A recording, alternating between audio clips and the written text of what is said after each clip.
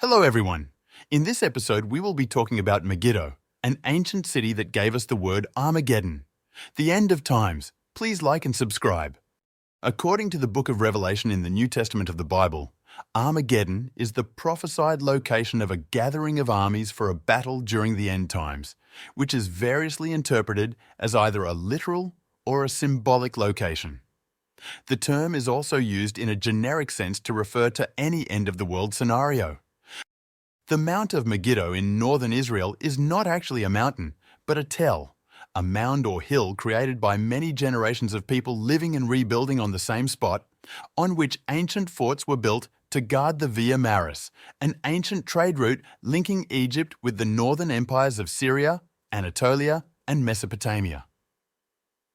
Megiddo was the location of various ancient battles, including one in the 15th century BC and one in 609 BC. The nearby modern Megiddo is a kibbutz in the Kishon River area. The Battle of Megiddo, fought 15th century BC, was fought between Egyptian forces under the command of Pharaoh Thutmose the and a large rebellious coalition of Canaanite vassal states led by the king of Kadesh. It is the first battle to have been recorded in what is accepted as relatively reliable detail. Megiddo is also the first recorded use of the composite bow and the first body count. All details of the battle come from Egyptian sources, primarily the hieroglyphic writings on the Hall of Annals in the Temple of Amun-Re at Karnak, Thebes, now Luxor, by the military scribe Chaneni. The ancient Egyptian account gives the date of the battle as the 21st day of the first month of the third season, of year 23 of the reign of Thutmose III. It has been claimed that this was April 16, 1457 BC, according to the Middle Chronology, although other publications place the battle in 1482 BC or 1479 BC. The Egyptians routed the Canaanite forces, which fled to safety in the city of Megiddo. Their action resulted in the lengthy siege of Megiddo. By re-establishing Egyptian dominance in the Levant, Thutmose III began a reign in which the Egyptian empire reached its greatest expanse. During Thutmose III's first campaign in the Levant, his personal scribe, Chaneni, kept a daily journal on parchment. In approximately his 42nd regnal year, many years after his campaigns in the Levant had ended, Thutmose III instructed his artisans to inscribe his military exploits into the walls of Amun-Re's temple at Karnak. The annals describe in lavish detail 14 campaigns led by Thutmose III in the Levant, the booty gained through his campaigning, tribute received from conquered regions, and lastly, offerings to Amun-Re. The sequence of depictions indicate the new kingdom's belief on the interactions of the gods with warfare, praise and offerings to the deities in exchange for their divine help in war. Additionally, the annals show the long-lasting effects of the Battle of Megiddo.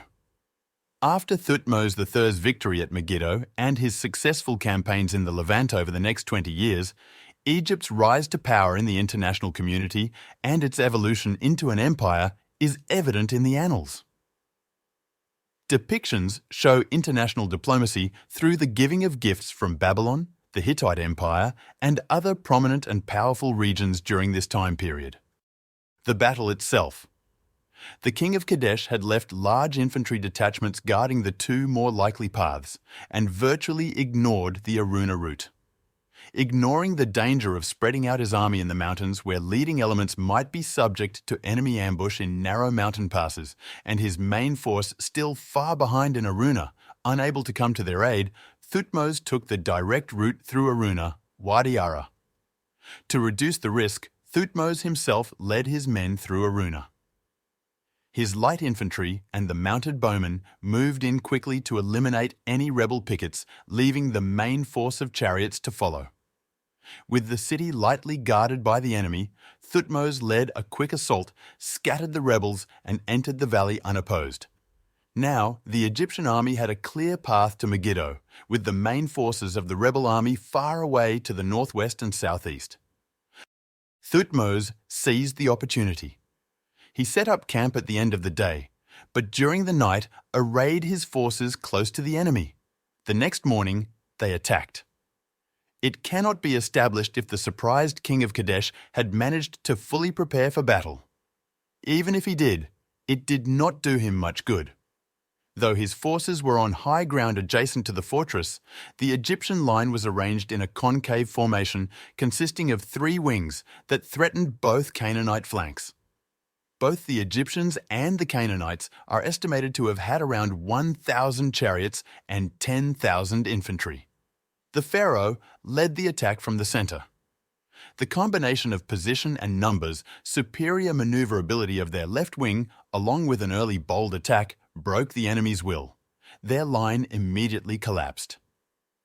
Those near the city fled into it, closing the gates behind them. The Egyptian soldiers fell to plundering the enemy camp. During the plunder, they captured 924 chariots and 200 suits of armor. Unfortunately for the Egyptians, during this confusion, the scattered Canaanite forces, including the kings of Kadesh and Megiddo, were able to rejoin the defenders inside the city. Those inside lowered tied-together clothing to the men and chariots and pulled them up over the walls. Thus, the opportunity of a quick capture of the city following the battle was lost. The city was besieged for 7 months, and the king of Kadesh escaped. Thutmose built a moat and a wooden palisade, eventually forcing its occupants to surrender. At Karnak, it is recorded that the victorious army took home 340 prisoners, 2,041 mares, 191 foals, 6 stallions, 924 chariots, 200 suits of armor, 502 bows, 1,929 cattle, 22,500 sheep, and the royal armor, chariot, and tent poles of the king of Megiddo. The city and citizens were spared. A number of other cities in the Jezreel Valley were conquered, and Egyptian authority in the area was restored. Egypt's realm was expanded by this campaign. As Paul K. Davis wrote, by re-establishing Egyptian dominance in Canaan, Thutmose began a reign in which Egypt reached its greatest expanse as an empire.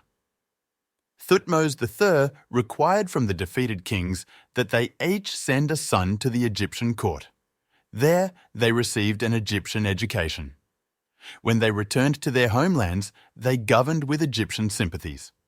Nevertheless, the victory at Megiddo was only the beginning of the pacification of the Levant.